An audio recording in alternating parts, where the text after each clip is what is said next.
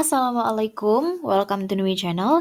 Kali ini kita bakalan ngebahas 30 soal TIU atau tes intelijensi umum yang diprediksi akan keluar di tes CPNS 2021 ini. Nah, jadi nanti ini bisa jadi gambaran buat teman-teman untuk latihan apa aja sih yang kira-kira bakalan keluar khususnya di bagian tes intelijensi umum, kayak gitu. Nah, buat teman-teman yang belum pernah belajar, jangan khawatir. Di sini kita bakalan sama-sama belajar dari nol. Dan aku sendiri pun bukan seorang expert, jadi kalau nanti sekiranya ada kesalahan dalam menyampaikan, it's okay untuk teman-teman untuk kasih komentar ataupun masukan, just leave komen kalian di kolom komentar. Nah, untuk soal-soal yang aku pakai di sini kebetulan aku berkolaborasi dengan pastilulus.co.id, jadi nanti kalau teman-teman penasaran, kalian bisa kunjungin websitenya. Nah, sebelum teman-teman nonton pembahasan ini lebih lanjut, ada baiknya teman-teman ngerjain soal dulu secara mandiri. Teman-teman bisa download soalnya di description box. Di sana udah aku kasih linknya, jadi silahkan di-download. Habis itu dikerjain dengan rules yang udah aku buat. Karena di sini 30 soal, jadi silahkan dikerjakan kurang lebih selama 30 menit. Nggak boleh lebih, boleh kurang gitu ya. Nah, nanti baru teman-teman cek berapa sih jumlah benar yang bisa teman-teman kerjain sebelum nonton pembahasan ini. Nah, nanti kalian bisa tinggalin di kolom komentar kalian benar berapa. Oke? So, tanpa berlama-lama, langsung aja kalau kalian udah ngerjain soalnya, yuk kita bahas mulai dari nomor 1. Nah, untuk soal yang nomor 1, ini adalah tipe soal verbal, ini udah pasti keluar. Nah, ini jenis soal padanan kata. Teman-teman bisa baca materinya di samping ini. Pada intinya, kalau di tes padanan kata, kita bakalan dikasih 4 suku kata. Nah, gimana caranya nanti yang di sebelah kiri ini maknanya tuh harus sepadan dengan yang di sebelah kanan. Kayak gitu. Nah, gimana caranya atau apa sih tips dan triknya? Kalian cek aja. Jadi patokannya itu kata yang udah lengkap di sebelah kanan ini gitu ya. Nah, di sini kan untuk kata yang pertama di sebelah kiri itu kan museum. Nah, yang kita carikan yang titik-titik ini. Sedangkan yang di sebelah kanan di sini tuh ada kata pasar gitu kan. Nah, ini kan sepadan, ini nomor 1 gitu ya, ini nomor 2. Nah, museum dan pasar itu sama-sama menunjukkan kata tempat gitu kan. Nah, sedangkan clue-nya di pasar dia bilang kayak gini, pasar titik 2 transaksi. Nah, jadi supaya lebih gampang kita translate ke dalam kalimat. Berarti kurang lebih kan kayak gini, pasar adalah tempat terjadinya transaksi. Kurang lebih gitu kan bahasanya. Berarti museum itu tempat apa sih gitu? Apakah tempat perjuangan? Kan nggak nyambung gitu ya. Berarti bukan. Apakah museum itu tempat pahlawan? Emang makam pahlawan? Nggak nyambung kan? Apakah museum itu tempat ya apa ya, kemerdekaan? Kayaknya kurang nyambung gitu ya. Jadi sebenarnya di sini tuh cuma pakai logika aja. Apakah museum itu tempat berrekreasi gitu? Ya sebenarnya ini could be gitu ya. Karena pasti dari A sampai E itu ada yang nggak mungkin, sedikit mungkin gitu ya, mendekati mungkin dan ada jawaban yang benar-benar pasti kayak gitu. Rekreasi ya bisa sih setengah kalau misalnya ini, cuma kita harus cek semua jawaban. Museum adalah tempat untuk menyimpan benda-benda bersejarah. Nah, menurut aku jawaban yang paling tepat adalah yang E gitu karena jawabannya itu lebih nyambung gitu. Jadi museum adalah tempat menyimpan benda-benda bersejarah, sedangkan pasar gitu kan adalah tempat terjadinya transaksi. Nah, disinilah yang dimaksud dengan sepadan. Jadi jawaban soal nomor 1 adalah yang E, kayak gitu. Untuk soal nomor 2, ini masih jenis soal verbal dan padanan kata. Nah, di sini bedanya kalau tadi kita cuma disuruh ngisi 1 titik-titik, sekarang 2 titik-titik gitu ya. Sedangkan kata kuncinya ada di kata gigi sama jari gitu kan. Nah, kalau kita bayangin secara sekilas, gigi itu kan punya banyak jenis gitu ya. Misalnya gigi taring, gigi geraham, gigi susu, dan lain sebagainya. Jari juga kan ada 5, berarti ada jari kelingking, jari manis, jari tengah, jari telunjuk gitu ya. Nah, kalau di sini mana sih makna yang paling sepadan gitu. Apakah gigi berwarna putih, jari itu bentuknya panjang? Satunya ngomongin warna, satunya ngomongin bentuk gitu ya. Jadi nggak sepadan. Kayak gitu cara gampangnya. Ini tadi yang tak bilangin, jadi jawabannya sebenarnya adalah B gitu ya. Jenis dari gigi, salah satunya adalah geraham, jenis dari jari, salah satunya adalah kelingking. Nah, jadi secara makna tuh enak gitu sama. Kalau ini, gigi itu disikat, jari dipasangkan cincin. Ya sebenarnya itu suatu kebenaran gitu ya, tapi secara makna dia nggak sepadan, kayak gitu. Nanti kalau teman-teman sering ngerjain soal-soal kayak gini, logika kalian akan berjalan sendiri kok. Yang penting adalah kalian sering sih ngerjain soal kayak gini. Gigi berlubang, jari bisa sakit. Oke deh. Untuk menghemat waktu, jadi di sini akan aku lebih cepetin ya. Oke, kita bakalan langsung ke soal nomor 3. Nah, masih di soal verbal atau padanan kata juga. Kalau di sini tuh, jadi di sini tuh variasinya tuh bisa banyak gitu ya. Jadi titik-titiknya itu ya terserah yang buat soal ya, bisa di sebelah mana. Oke, di sini kata dia buah sama kelelawar, bensin sama apa nih kira-kira cocoknya gitu ya. Berarti kalau aku sih ngebahasainnya kayak gini. Buah itu dikonsumsi oleh kelelawar. Kurang lebih kayak gitu. Sedangkan bensin, kira-kira bensin itu dipakai oleh apa sih? Apakah oli? Nggak nyambung ya, karena bensin dan oli ya kurang lebih sejenis secara kelas katanya. Minyak, kita di sini butuh apa sih? Butuh pemangsa gitu kan, atau butuh subjek. Berarti sebenarnya ke sepeda motor. Karena kalau pesawat nggak mungkin pakai bensin, kapal apalagi gitu ya. Sebenarnya mudah banget kan? Oke deh, langsung aja ke sekarang soal nomor 4. Nah, di soal nomor 4 ini udah tipe soal jenis silogisme. Silogisme atau juga penarikan kesimpulan, kurang lebih bahasanya kayak gitu ya teman-teman. Kalau di sini aku bakalan lebih enak untuk ngejelasin ke materi terlebih dahulu kayak gitu ya, sama tips dan trik apa sih yang bisa aku kasih gitu ya. Silogisme itu banyak banget jenisnya, sedangkan di sini kita ke bagian yang bagian parsial gitu ya, atau ada kata sebagian. Karena ada dia yang jika, maka, terus ada juga dan, ada banyak deh pokoknya jenisnya. Oke, langsung aja kita bahas ke soal gitu ya. Nah, kalau aku pribadi, tipsnya adalah mencoret yang sama. Aku nggak bakalan bahas secara teoritis gitu ya. Yang pasti, biasanya kalau tanda-tanda soal silogisme itu, dia ada namanya premis 1 gitu ya. Ini premis 1 nih, yang jika tanaman tidak disiram, maka tanaman akan mati. Nah, ini namanya premis 1 gitu ya, atau pernyataan 1. Terus nanti bakalan ada premis 2. Jika tanaman mati, maka tidak ada lagi hujannya. Kalau aku, cara gampangnya adalah coret kata-kata yang sama. Jika tanaman tidak disiram, anggap aja ini itu berarti A gitu ya. Oke. Sedangkan jika tanaman mati, ini kan ada kan? Nih, jika tanaman mati, di sini juga yang di premis kedua ada jika tanaman mati, maka tidak ada lagi hujannya. Teman-teman baca aja kesimpulannya. Bener kan? Jika tanaman tidak disiram, maka tidak ada lagi hijaunya di daunan. Jadi sebenarnya kunci dari silogisme itu menurut aku ya, secara gampangnya itu mencoret kata-kata yang sama. Itu biasanya benar sih. Kayak gitu. Nah, tinggal sekarang Oke, kita untuk ngikutin soal ini kaedahnya. berarti jawabannya Di yang sini C, aku kebetulan tulis semua kata jika yang salah sama, satu terus semua premis juga gitu ya, jika tepat-tepat, salah kita satu catat premis bahwa jawabannya adalah harus parsial sebagian. atau Jadi sebagian, maka dapatkan jawabannya yang kesimpulannya C. harus sebagian juga.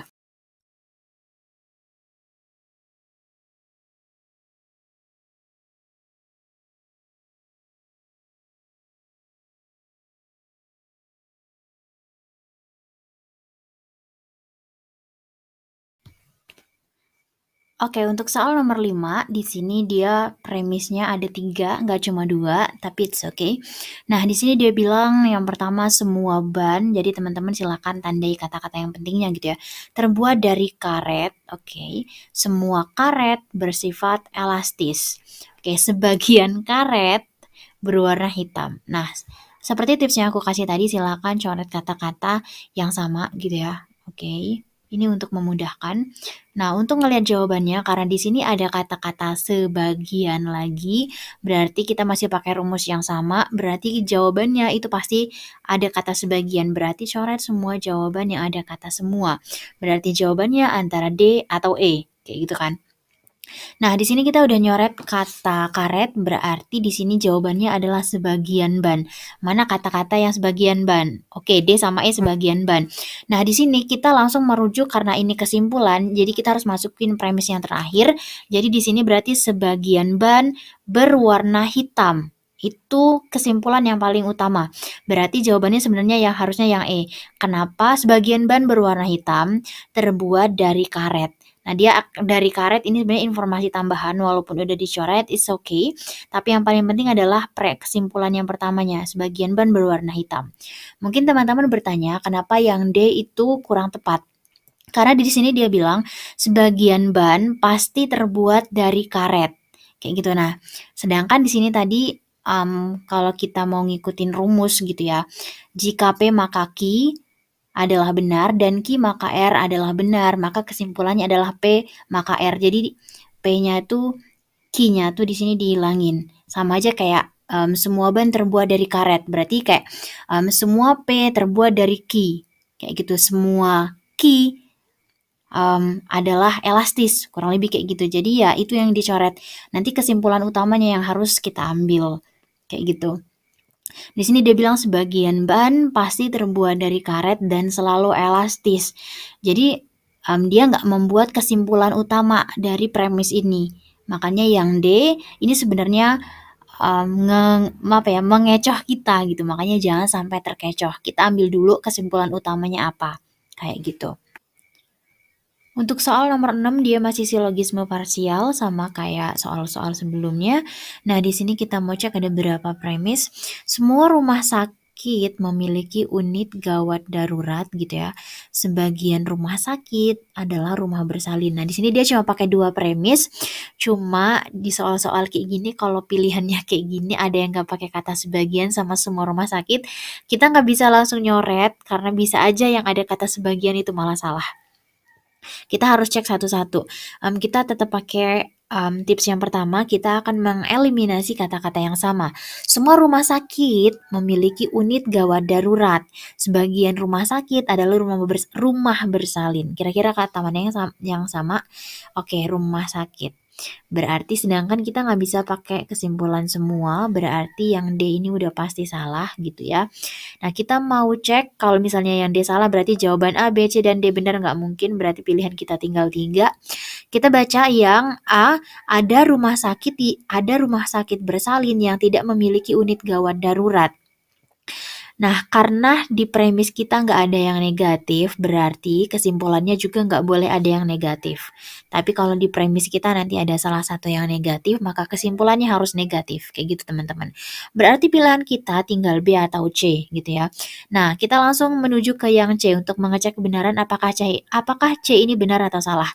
Dia kesimpulannya sebagian rumah sakit tidak memiliki unit gawat darurat. Ada kata premis negatif, ada kesimpulan negatif di sini. Padahal di premis kita nggak ada yang negatif, berarti C itu salah. Yang B, walaupun nggak ada kata sebagian, dia benar karena dia sesuai dengan kesimpulan yang memang bisa ditarik. Rumah sakit bersalin pasti memiliki unit gawat darurat. Karena di sini kan kata rumah sakit udah kita coret kan, berarti kesimpulannya tinggal tersisa rumah bersalin, benar rumah sakit bersalin dan unit gawat darurat. Ya udah jawabannya yang B, kayak gitu. Next, kita mau bahas soal nomor 7. Ini udah ke soal penalaran analitis. Jadi soal-soal TU itu memang apalagi di tes CPNS, dia udah pakai soal-soal HOTS gitu ya, high order thinking skill yang pasti membutuhkan tingkat berpikir yang lumayan tinggi gitu ya. Untuk soal nomor 7 langsung aja di sini soal kayak gini pasti keluar. Aku bisa jamin gitu ya, tipe-tipe soal kayak gini itu pasti keluar karena di tes beberapa tahun sebelumnya juga keluar gitu ya. Nah, di sini dia bilang ini nih ngebuat kita apa ya? Soalnya agak tricky gitu ya. Ngebuat kita jadi kayak males duluan, tapi sebenarnya ini simple gitu. Nah, di sini dia bilang umur Tony 30 tahun, kita tandain aja Tony, 30 tahun dan setengah dari umur Ilham. Sandi 5 tahun, ada Sandi 5 tahun lebih muda dari Ilham. Oke, dan 2 tahun lebih tua dari Itmam. Berarti ada berapa orang nih? 1, 2, 3, 4.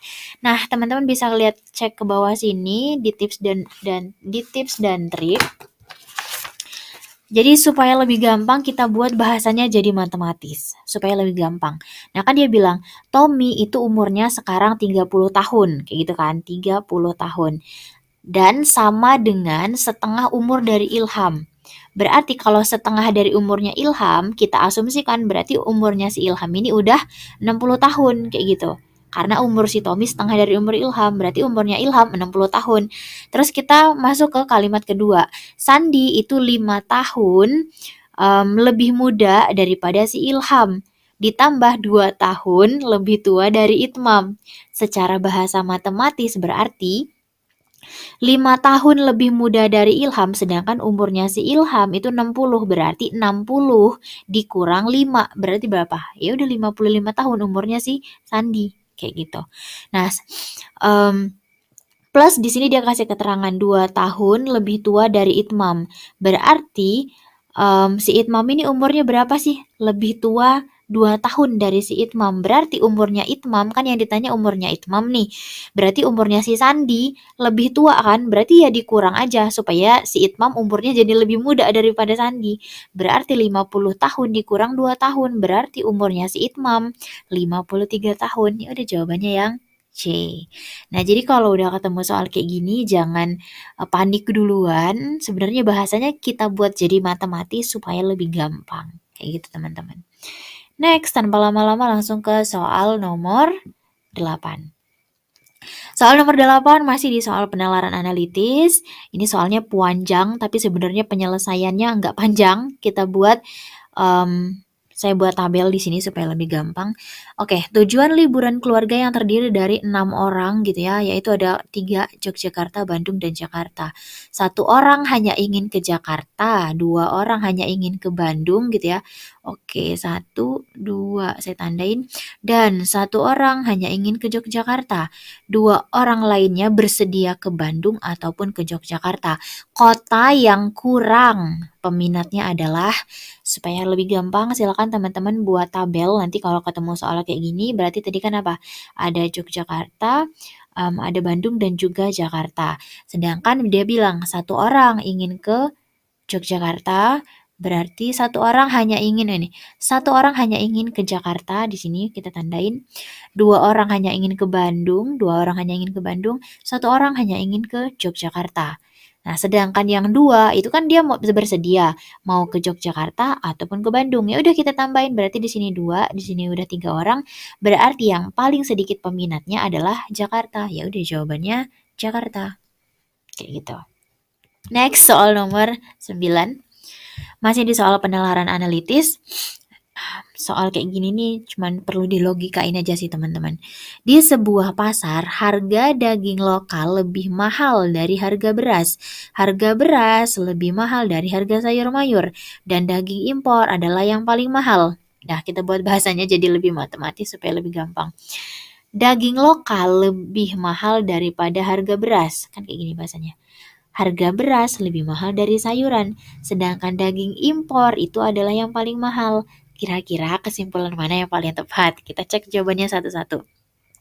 Sayur mayur lebih mahal dari daging impor, ya udah nggak mungkin. Daging impor kan paling mahal. Sayur mayur lebih mahal dari daging lokal. Ya nggak bisa, daging lokal aja udah lebih mahal daripada harga beras gitu kan. Berarti salah. Beras lebih mahal dari daging lokal.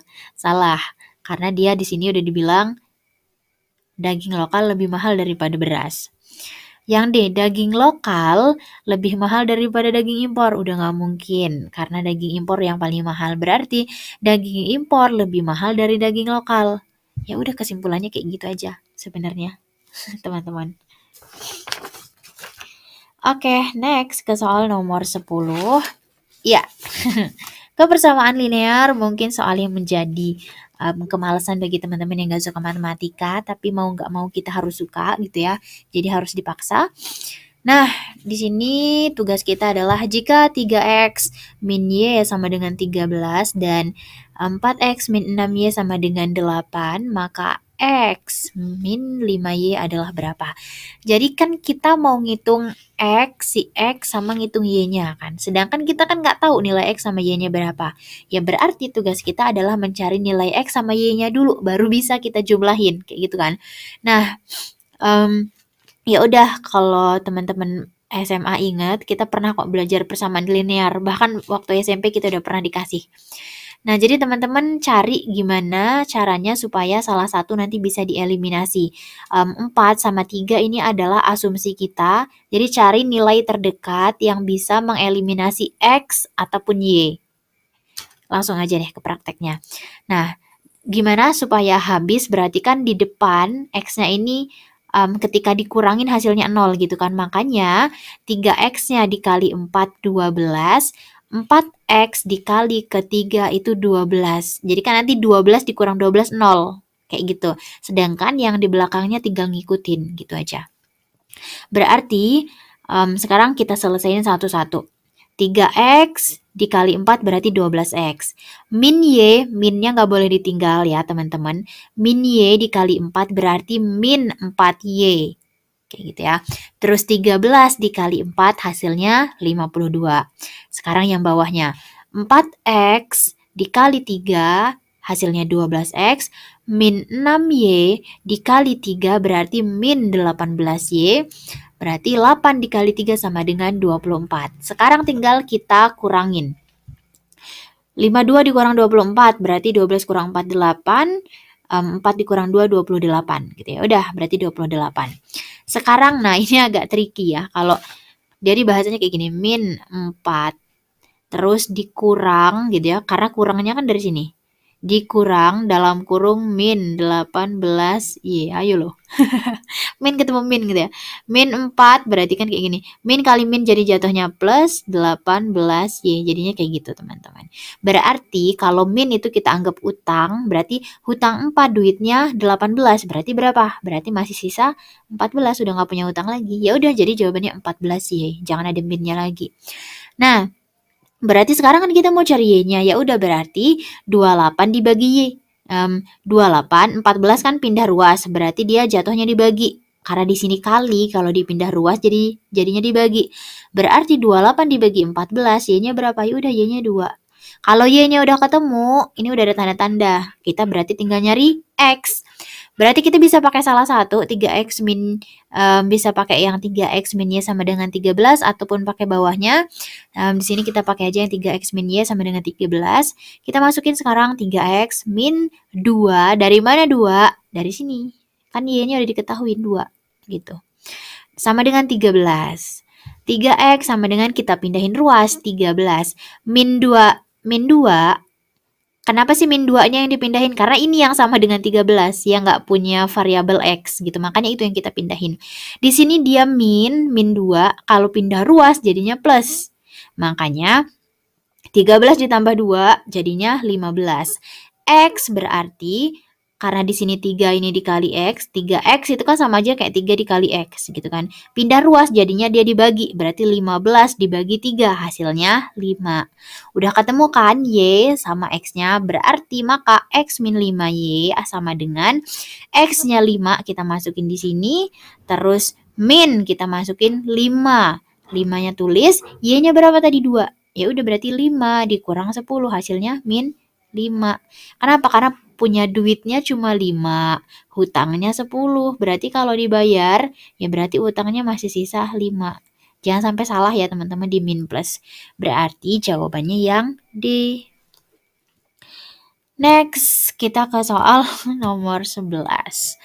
Wow, kalau udah ketemu soal kayak gini tuh kayak yang agak, ya memang ngitung kayak gini nih kalau yang gak suka matematika ya agak lumayan ya.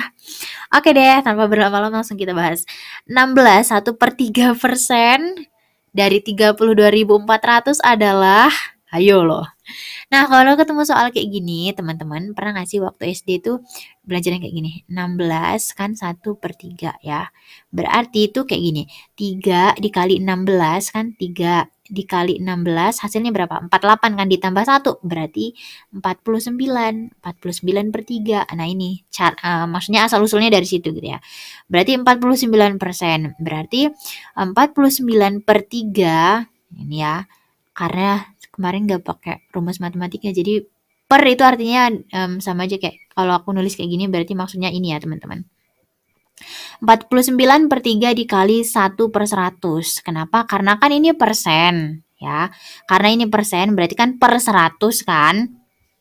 Per 100 itu kan sama aja kayak per 1/100. Nah jadinya nanti 49/300 karena 3 dikali 100 gitu ya. Nah jadinya 49/300.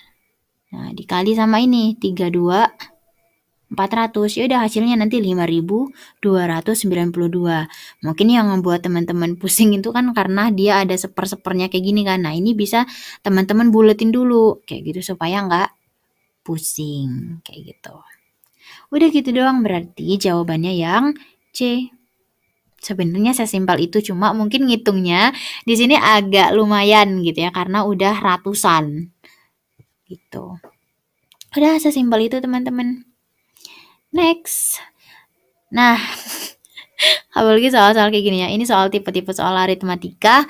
Nah, di sini tuh kalau kalian ketemu soal-soal ada perkalian dan juga penjumlahan, maka yang perlu diselesaikan, kalian selesaikan dulu soal perkaliannya. Karena tuh bahasanya pun kalau misalnya kita sebut kayak gini, min 3,14 dikali 47 ditambah 18 dikali 3,14 dikurang 171 dikali 34. Jadi kayak ada 3 bagian. Bagian pertama, bagian kedua, dan bagian ketiga. Makanya kalian harus nyelesain itu dulu. Kayak gitu. Nah, min 3,14 dikali 47 adalah hasilnya min 147,58. 18 dikali 3,14 hasilnya 56,52. Min 171 dikali 3,14 itu hasilnya min 536,94. Ya udah kalau misalnya nanti dihitung ternyata kita masih punya utang min 628. Kayak gitu teman-teman. Ya, memang yang agak tricky ngebuat kita yang agak capek karena ada komanya. Jadi berlatihlah menghitung yang koma-koma. Kayak gitu ya, teman-teman. Oke, jawabannya berarti yang hati-hati jangan jawab yang E karena jawabannya yang A. Oke, ini soal nomor 12. Next, kita soal nomor 13. Nah, kalau soal kayak gini nih jangan sampai salah karena ini soal yang gampang banget. Jadi ini soal deret angka, sebenarnya ini deret angkanya masih sederhana. Kalau deret angka itu ya di sini dia bilang pola barisan bilangan tersebut berbentuk penjumlahan, pengurangan, perkalian, pembagian, perpangkatan, pengakaran atau kombinasi antara operasi tersebut. Ya udah kalau nggak ditambah ya dikurang, dikali atau dibagi. Sebenarnya sesimpel itu doang. Nah, kalau ini udah ketebak banget ya. 2, 4. Jadi cuma berapa sih ditambah 2 gitu kan. 2 ditambah 2 berapa? 4. 4 ditambah 2 6 ditambah 2 8. Berarti ya udah selanjutnya ditambah 2. Berarti jawabannya yang C. Udah sesimpel itu. Ini masih deret yang sederhana. Dan deret itu nggak cuma angka, ada juga deret huruf. Kayak misalnya dari A, D, G, kayak gitu-gitu.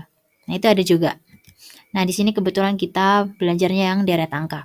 Oke, 1, 3, 9, 27. Apa nih kira-kira? Kayaknya ini kita pakai perkalian. 1 dikali 3, 9. 3 dikali 3, 1 dikali 3, 3. 3 dikali 3, 9. 9 dikali 3, 27. Berarti 27 dikali 3. Ya udah, ini ternyata perkalian yang sama. Berarti berapa? 81. Nah, bener gitu. Ini sebenarnya perlu latihan kalau soal-soal kayak gini. Oke, di soal 15 kita masih deret angka. Kalian sebelum ngerjain perhatiin dulu kira-kira soalnya ini bakalan diapain, ditambahin, dijumlah, dikurang atau dibagi. Nah, kalau kita perhatiin 1, 2, 4, 7, 11 berarti dia nilainya meningkat gitu kan. Berarti ini itu kurang lebih 1 ditambah 1 gitu kan, berarti 2. terus ditambah 2, berarti 2 ditambah 2 hasilnya 4 gitu kan. Nah, dari mana 7? Berarti 4 ditambah 3. Dari mana 11? Berarti 7 ditambah 4. Nah, berarti kira-kira setelah angka 11 berapa nih? Kalau kita perhatiin, dari 1, 2, 3, berarti harus ditambah 5. Dia naik 1. Berarti 11 ditambah 5 hasilnya adalah 16. Ya udah, berarti jawabannya yang E. Nah, sebenarnya soal-soal kayak gini nih simple, asalkan sering ngerjain kayak gitu. Nah, kalau semakin sering kita ngerjain, logika berpikir kita itu jadi lebih cepet kayak gitu. Nah, untuk soal nomor 16, ini di soal penalaran aritmatik, jadi cerita gitu. Nah, ini nih biasanya sering juga keluar gitu tipe-tipe kayak gini. Nah, di sini Pak Andi mencampur 25 kg beras jenis A seharga 5.200 dengan 15 kg jenis YB seharga 4.800. Yang ditanyain, ketika si Sandi beli 8 kilogram beras yang udah dicampur, nah, kalau duitnya 100.000 kira-kira berapa sih uang kembaliannya Sandi? Kan gitu pertanyaannya. Berarti untuk lebih gampangnya kita buat bahasanya jadi lebih matematis gitu ya. Ada beras A, ada beras B. Yang A tadi 15 kilo harganya segini, yang B juga gini. Kalau di total berasnya ada 40 kilo, total harganya ada 202.000. Berarti supaya kita tahu berapa jumlah kembaliannya si Sandi, kita harus tahu dulu berapa sih harga rata-rata dari berasnya. Berarti 202.000 dibagi 40 kg hasilnya 5.050. Berarti kalau Sandi beli 8 kilo, berarti dikali 5.050 hasilnya 40.100. Kalau duitnya Sandi 100.000, berarti 100.000 dikurang 40.400 hasilnya 59.600. Berarti jawabannya yang E. Udah gitu doang sih sebenarnya teman-teman. Jadi tuh gimana ya, soal-soal kayak gini nih supaya lebih gampang dibuat bahasanya ke matematika. Kayak gitu, jangan dipikirin pakai otak pusing gitu ya. Apalagi cuma diliatin gak selesai. Untuk soal nomor 17, ini soal bangun datar. Di sini dia bilang persegi. Jadi kalau persegi itu berarti yang semua sisinya sama. Kalau yang persegi panjang dia yang salah satunya lebih panjang gitu kan ya. Nah, di sini dia bilang diberikan 2 persegi, berarti ada 2 persegi kayak gini, berarti kurang lebih ya bahasanya. Ada persegi X dan juga persegi Y. Kata dia luasnya si X itu 1/4 dari Y. Jika keliling Y adalah 48, maka keliling X adalah, kalau luas kan berarti yang ini ya. Kalau keliling kan berarti bundaran ini, kurang lebih kayak gitu ya bahasanya. Sedangkan kalau kita ngikutin rumus, kalau kita mau ngitung luas persegi itu sisi dikali sisi. Kalau keliling persegi berarti 4 dikali sisi. Itu rumusnya. Nah, udah diketahuin luas, tadi dikasih tahu luas X itu 1/4 dari Y, gitu kan. Kalau keliling si Y itu 48. Berarti di sini kita harus nyari dulu berapa sih luasnya si Y supaya kita punya clue untuk ngerjain nanti keliling yang ditanyakan tadi. Nah, di sini kita harus nyari dulu sisi Y berapa supaya bisa ngitung luas Y. Nah, sisi Y berarti kan kalau di rumusnya aja, di sini kan 4 kali sisi. Berarti kalau kita mau ngitung sisi, tinggal dibalik aja rumusnya. Berarti 48 dibagi 4. Berarti sisinya itu 12.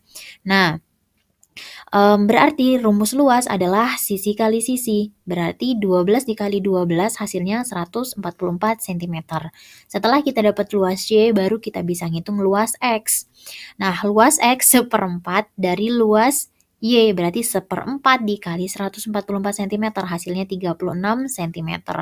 Nah, kalau kita mau ngitung keliling, kan rumusnya 4 kali sisi kan, berarti kita harus nyari berapa sih sisi dari si X. Nah, sisi dari X. Kalau misalnya ngitung luas persegi aja, rumusnya sisi dikali sisi. Ya udah, kalau hasil supaya di ngitung luas kan rumusnya sebentar. Luas aja hasilnya 36. Berarti 36 itu berapa kali berapa sih sisinya? Berarti kan 6 dikali 6. Nah, kurang lebih tuh dari situ maksudnya ya. Berarti sisinya berapa? Sisinya adalah 6. Berarti masukin nih rumus kelilingnya. Berarti 4 dikali 6. Berarti berapa? 24. Ya udah deh, kelilingnya berarti 24. Kalau kalian kurang jelas bisa diulang-ulang, atau kurang jelas lagi nanti bisa tanya ya. Bisa tanya di kolom komentar ataupun juga DM boleh. Next, kita masuk ke soal nomor 18. Ini soalnya juga sederhana sebenarnya.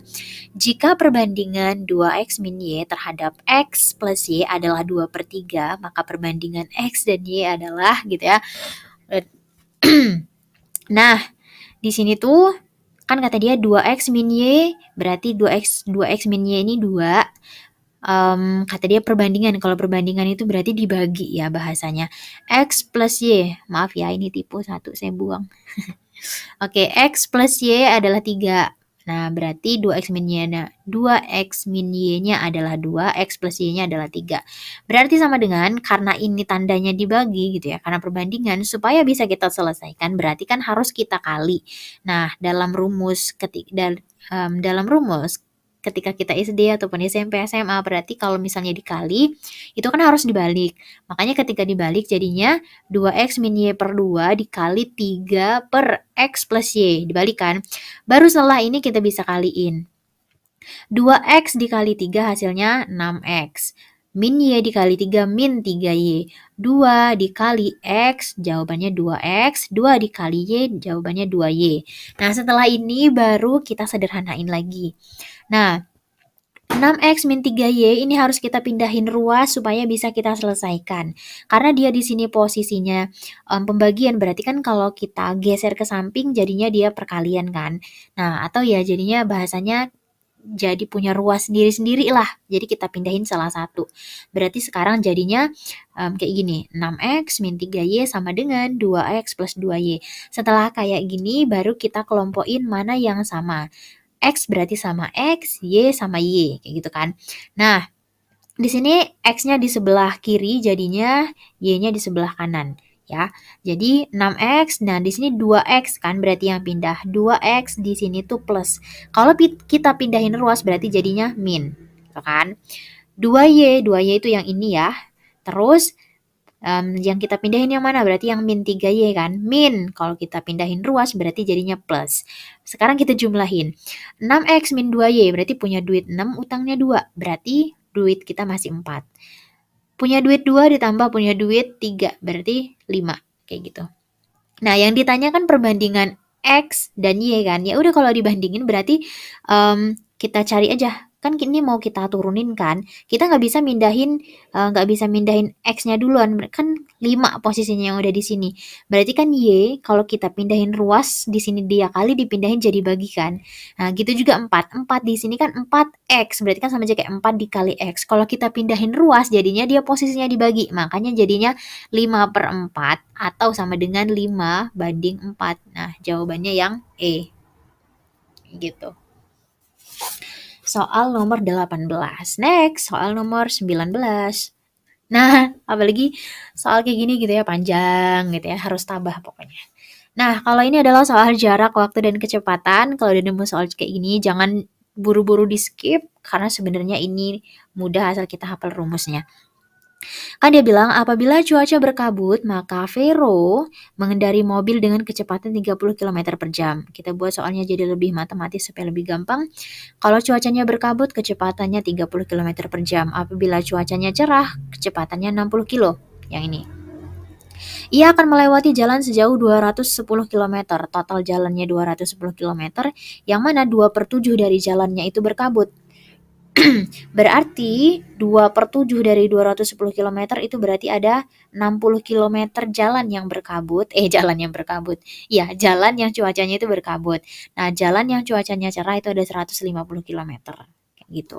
Karena sisa dari 2/7. Maaf teman-teman. Maka, waktu yang dibutuhkan Vero untuk melewati jalan tersebut adalah, jadi yang ditanyain berapa sih waktu yang dibutuhin gitu kan. Nah, kita mengacu kepada rumus yang di atas. Kalau mau nyari jarak, berarti rumusnya kecepatan dikali waktu. Kalau mau nyari waktu, nah ini yang kita cari. Berarti jarak dibagi kecepatan. Nah, jaraknya udah ada. Jarak udah ada, ya kan? Terus di sini kecepatan juga udah ada. Berarti sekarang kita mau nyari waktu yang dibutuhkan. Berhubung ada 2 cuaca, berarti harus dihitung semua. Nah, berarti ketika cuaca berkabut, waktu yang dibutuhin, berarti kan Totalnya 60 kilometer dibagi dengan kecepatan, berarti 60 dibagi 30 kilometer, berarti kita butuh 2 jam. Sedangkan saat cuaca cerah dengan jarak 150 kilometer dibagi dengan kecepatan kita yang 60 kilometer per jam, totalnya 2,5 jam. Berarti total waktu yang kita butuhin adalah 4,5 jam. Berarti jawabannya yang E. Gitu teman-teman. Kalau misalnya kecepatan, bisa kalian ulang lagi nanti ya. Next, kita ke soal nomor 20. Masih di soal jarak, waktu, dan kecepatan, cuma di sini yang ditanyain adalah kayaknya nih berpapasan ya. Kita baca deh soalnya.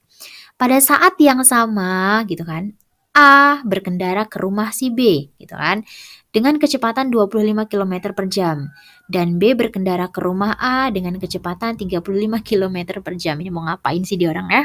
Oke deh. Kecepatan si A berapa tadi?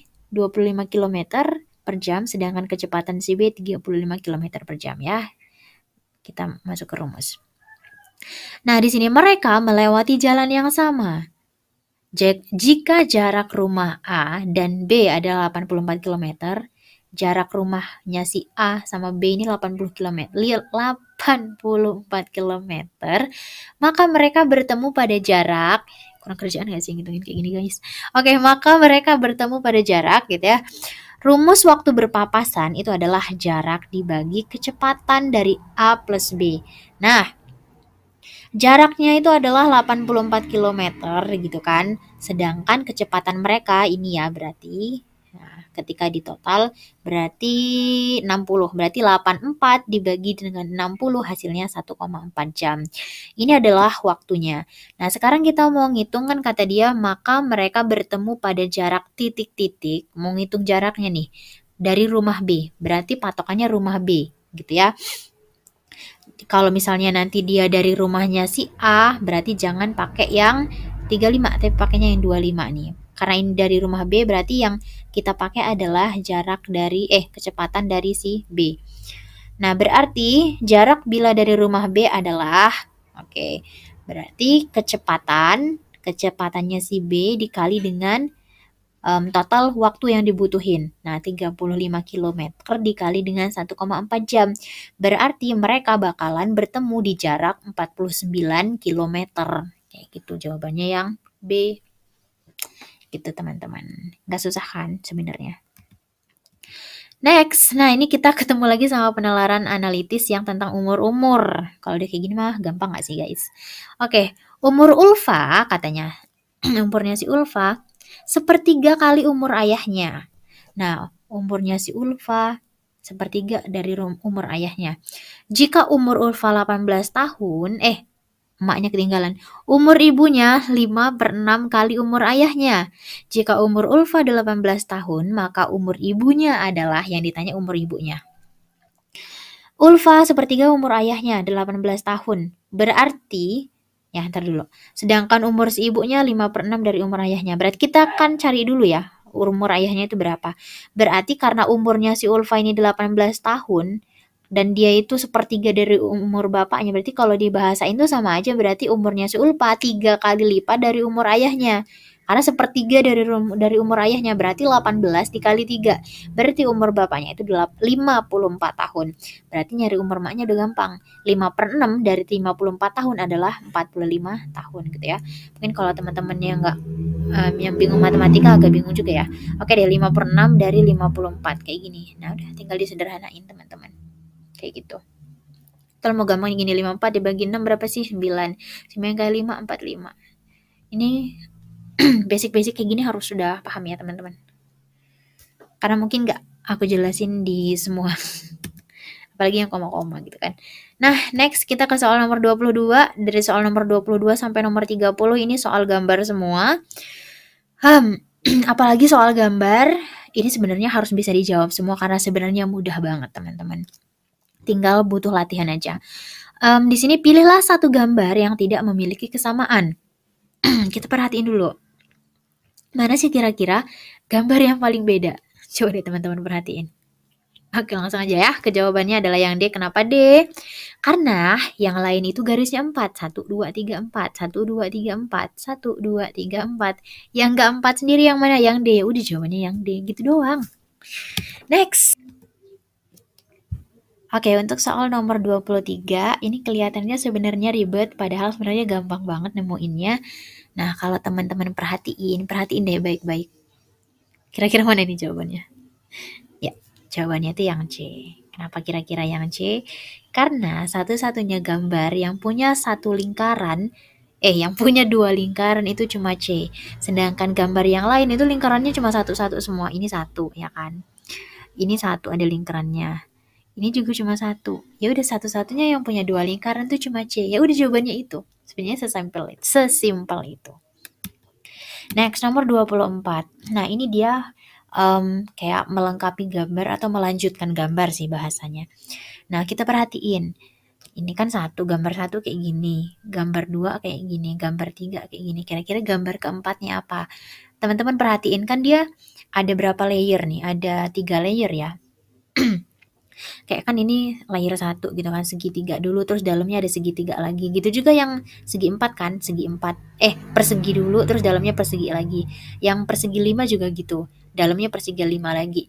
Nah, kalau kita perhatiin, berarti kan ini segitiga, segi 4, atau persegi lah ya. Itu bahasanya biar gampang. Seginya tuh ada 4, yang ini segi 5. Berarti ya jawabannya yang nomor 4 ini kemungkinan juga seginya nambah, berarti jadi segi 6. Semua jawaban ini seginya 6. Permasalahannya mana yang paling tepat kan gitu. Nah, untuk soal yang untuk jawaban yang A ini salah. Kenapa? Karena di sini tuh kan dia dari putih, terus tuh ada garis tebel. Jadi diperhatiin garis tebelnya ini. Nah, ada garis tebel terus garis tipis lagi. Berarti kemungkinan jawaban nomor 4 ini garisnya harusnya tebel. Berarti jawaban yang A itu salah. Kayak gitu.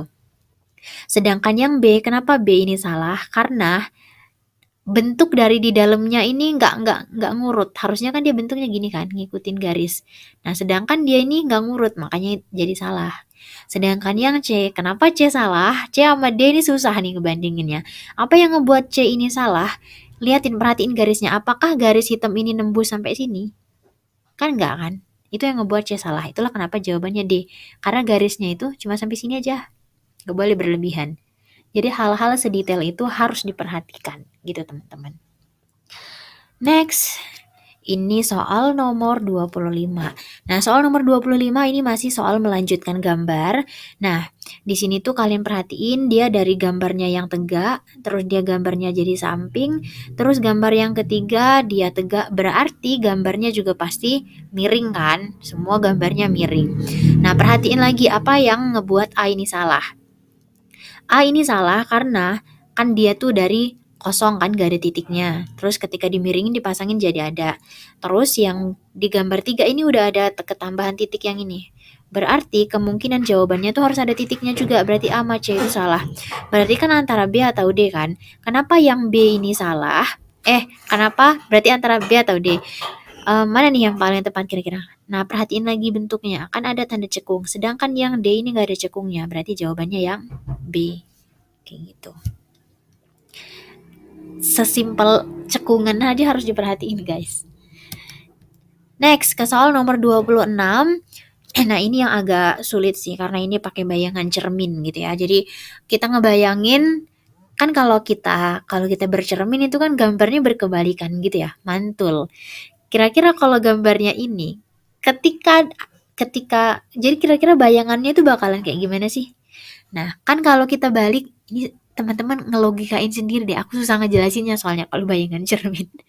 Jadi ya tinggal dibalik aja kan. Kayak gambarnya tuh jadi berkebalikan. Lihat kayak yang B. Kalau dibalik ya berarti ini kan jadi di belah sini kan, yang kiri jadi kanan. Terus yang ini pindahnya jadi ke sini karena dibalik. Udah sih, gitu aja logikanya teman-teman. Semoga bisa dipahamin ya. Oke, untuk soal nomor 27. Oke. Nah, ini dia melengkapi gambar gitu ya.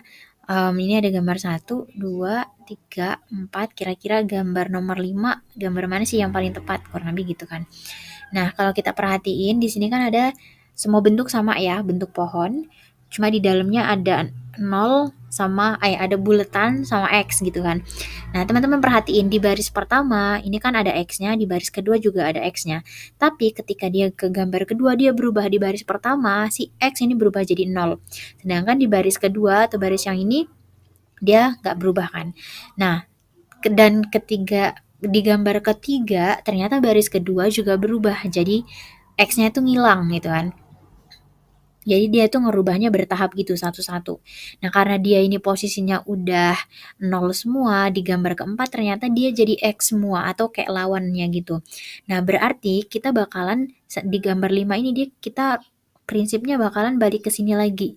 Berarti baris yang pertama ini nggak kita rubah gitu kan. Baris yang ini nggak kita rubah berarti X semua. Yang akan kita rubah adalah salah satunya aja gitu ya, salah satunya ya entah itu yang atas, yang tengah, atau yang bawah. Yang pasti kita harus mastiin bahwa di baris kedua ini nggak kita rubah, berarti artinya harus X semua. Mana dari A, B, C, dan D yang dia nggak berubah semua, ini berubah, berarti bukan, ini berubah. Nah, B, ini dia nggak berubah sendiri kan, X semua. A ini di tengah-tengah ada O, berarti A ini juga salah. Jawabannya yang B. Karena dia ini yang paling konsisten di baris kedua nggak berubah. Gitu, dan dia ngerubahnya yang ini di pertama ini. Nah, gitu teman-teman. Untuk soal nomor 28 ini dia lebih ke arah jarum jam ataupun lawan dari arah jarum jam. Kalau teman-teman perhatiin yang A kan ini ada dua segitiga ya, ada putih sama hitam. Yang putih ini kalau teman-teman perhatiin diputernya tuh ke arah jarum jam. Kan kalau jarum jam tuh muternya gimana sih? Ke kanan lah ya, ke kanan gitu kan. Kalau berlawanan kan berarti ke kiri. Yang A ini kan kalau diputer gini, jadinya gini kan, kurang lebih bahasanya muter ke sini kan. Kalau diputer lagi, dia jadinya ke sini, jadinya ke gambar ini kan 1, 2, 3. Kalau diputer lagi kan dia jadinya ke sini kan, muter. Berarti kalau misalnya dia diputer lagi kan gambarnya jadinya gini. Gini kan. Nah, berarti putihnya itu posisi harus di bawah. Berarti kan sebenarnya jawaban B atau D salah kan? Karena muternya kan kayak gitu kan. Atau kalau misalnya cara gampangnya juga kayak gini. Tidur berdiri, tidur lagi berarti jawabannya tinggal berdiri. Sekarang tinggal nentuin A atau C kan gitu. Sedangkan yang hitam kalau teman-teman perhatiin dari gambar 1 ke gambar 2 dia itu muternya berlawanan arah jarum jam. Dia diputarnya ke arah sini kan, ngelawan gini kan. Makanya dia jadinya kayak tidur gitu. Setelah itu dia diputar lagi ke sebelah sini. Berarti ketika diputar lagi kira-kira kemana tuh? Nah, jadi sebenarnya jawabannya yang C gitu karena berlawanan kayak gitu. Semoga bisa dipahamin. Sebenarnya bisa kok. Semangat. Nah, sekarang nomor 29. Nomor 29 ini masih melanjutkan gambar. Ini gambar 1, gambar 2, gambar nomor 3. Berarti gambar nomor 4-nya yang mana kan gitu. Nah, di sini tuh ada dua, satunya ada yang bentuk T ini atau yang ada panah-panahnya sama satu garis kan. Kita perhatiin si garis ini ternyata dia diputer, ya kan? Diputer ke arah jarum jam bukan ini. Oke, dia muter ke sini, terus ke sini ya muternya, ke sini. Terus dia diputer kalau berdiri tegak. Oke, kalau diputer lagi berarti dia tidur. Oke, berarti cari oke deh, biar gampang kita perhatiin T-nya dulu. Yang ini kan T.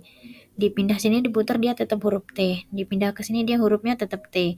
Muternya berarti ke sini. Oke. Ini dia lurus, berarti dia diputar ke arah sini, guys. Putar ke arah sini, mencong sedikit, putar ke sini, berarti dia posisinya tegak. Oke, gambar yang cocok untuk gambar selanjutnya adalah ya, jawabannya berarti yang C karena satu-satunya yang ngebentuk huruf T itu cuma gambar C. Gitu juga garisnya. Garisnya ini kan kalau diputar, ini garis lagi. Ya, garis 1 ini kalau diputar dia bakalan mencong ke arah sini. Ya, jawabannya yang C, teman-teman. Karena kalau yang D ini dia nih liatin deh. Bentuk T-nya nggak sempurna. Bentuk T-nya nggak sempurna. Bentuk T-nya nggak sempurna. Sedangkan ini kalau diperhatiin ini T-nya sempurna. Satu-satunya yang T-nya sempurna ini cuma C. Gitu. Yes, gampang-gampang sulit sih. Oke, untuk yang terakhir soal nomor 30 kira-kira mana jawabannya? Kalau ini gampang banget, jawabannya adalah yang A. Kenapa jawabannya yang A? Karena kalau diperhatiin gambar B, C, dan D itu ada item-itemnya kan di yang pertama. Nah, gitu juga yang kedua. Nah, sedangkan Kalau yang gambar yang A, itu dia satu-satunya yang nggak ada item-itemnya. Kayak gitu. Dah, jawabannya yang A. Si simple itu, guys. Dah, jadi kira-kira kalian bener berapa dari 30 soal ini, teman-teman, gitu ya. Silahkan dicek dan boleh tinggalin di kolom komentar kalian bener berapa dari 30 soal. Nah, untuk teman-teman yang yang kebingungan untuk dari mana sih dapat soal dan nggak suka belajar lewat buku, kita bisa belajar sama-sama di pastilulus.co.id karena aku berkolaborasi dengan pastilulus.co.id. Nah, karena tes CPNS juga udah semakin dekat gitu ya, di bulan April kalau nggak salah udah mulai pendaftaran, jadi waktu kita memang udah nggak terlalu, waktu teman-teman untuk tes udah nggak terlalu banyak kayak gitu. Nah, jadi supaya belajarnya lebih terarah dan juga kalian punya target yang jelas gitu. Aku pengen ngajakin teman-teman semua untuk belajar bareng di pastilulus.co.id. Jadi teman-teman bisa gunain kode referral dari aku yaitu NUI0596 gitu ya. Nah, kalau kalian gunain kode dari aku, kalian akan dapat diskon dari harga 129.000 jadi 99.000 aja, kan lumayan banget tuh, 30.000 sendiri gitu kan. Nah, kalian bisa daftar di sini nanti untuk ikut online kelasnya. Atau kalian bisa klik link di description box, juga udah ada linknya kayak gitu ya. Di sini bahkan udah aku tulis 2 kali ya, yang gede-gede banget gitu. Nah, kira-kira apa aja sih yang bakalan teman-teman dapat? Kalian bisa cek gambar di sebelah sini gitu ya. Nah, jadi sebenarnya ada 3 pilihan kelas gitu ya. Yang aku promoin ini kebetulan yang nomor 1, tapi kalau kalian mau pakai kode aku di paket yang tatap muka ataupun SKD yang di CPNS online ini, kalian tetap juga dapat diskon. Yang penting ketika nanti ada nulis kode referral, kalian masukin kode ini supaya kalian bisa dapat potongan harganya. Kalau kalian nggak percaya, kalian bisa daftar tapi tanpa kode referral. Nah, kira-kira dapat kena harga berapa? Kalau harga normal berarti kalian belum masukin kodenya, dan jangan sampai salah masukin kodenya, yaitu NUI0596. Nah, apa aja sih manfaat yang teman-teman dapat ketika ikut program ini? Nah, di sini aku mau ngajakin teman-teman kalau mau yang paket harga paling terjangkau dan paling affordable gitu ya, kalian bisa paket yang 99.000 ini. Nah, yang pertama kalian bisa akses materi. Jadi materinya benar-benar up to date banget sesuai dengan kisi-kisi yang terbaru. Terus kalian bisa akses latihan soal. Jadi benar-benar ada 200 paket latihan soal gitu. Karena aku sendiri udah masuk ke dalam webnya, punya akunnya, dan udah ngerasain sendiri. Webnya benar-benar sesuai yang aku butuhkan banget kayak gitu. Terus kalian bisa try out, itu ada 16 kali try out kalau nggak salah. Nah, itu cukup banget. 16 kali tryout itu berarti dia mulai dari tampilannya, mulai dari jumlah soalnya, jumlah waktunya, itu tuh udah sama banget dengan hari tes. Jadi itu benar-benar ngebantu kita banget untuk manajemen waktu kita gitu, karena itu penting banget. Nah, yang terpenting juga tampilan tryout-nya itu udah sesuai aplikasi CATBKN. Nah, jadi apalagi tuh yang ditunggu. Terus juga nanti tuh ada laporan perkembangan hasil belajar. Jadi kalian bisa cek nilai kalian dari waktu ke waktu itu apakah naik, apakah turun, kayak gitu. Terus juga kalian akan menjadi kesempatan member afiliasi. Nah, kalian bisa juga jadi member afiliasi kayak aku kayak gini untuk bisa gunain kode. Terus nanti juga ada grup belajarnya. Nah, itu dia. Kalau kalian penasaran kira-kira websitenya kayak gimana, kalian bisa kunjungin website pastilulus.co.id atau klik link di description box. Kalau kalian penasaran kira-kira setelah punya akun isinya kayak gimana, nah kalian bisa cek video aku sebelumnya yang tentang pembahasan sekali tes lolos CPNS. Pokoknya di video yang terakhir sebelum ini. Nah, di situ aku review websitenya itu kayak gimana. Nah, itu tadi penjelasan tentang prediksi 30 soal TIU. Kira-kira untuk next kalian pengen aku bahas tentang TKP atau TWK dulu nih. Nah, kalian silakan tinggalin komentar. Kalau kalian punya saran-saran juga boleh tulis di bawah. Oke, jangan lupa juga untuk follow Instagram aku karena insya Allah nanti mulai hari ini aku bakalan kayak buat pertanyaan-pertanyaan kayak gitu tentang soal-soal SKD. Nah, siapa tahu itu juga bisa jadi salah satu insight kita untuk terus belajar. Oke deh, gitu aja. Sampai ketemu di next video. Thank you. See you. Semoga bermanfaat.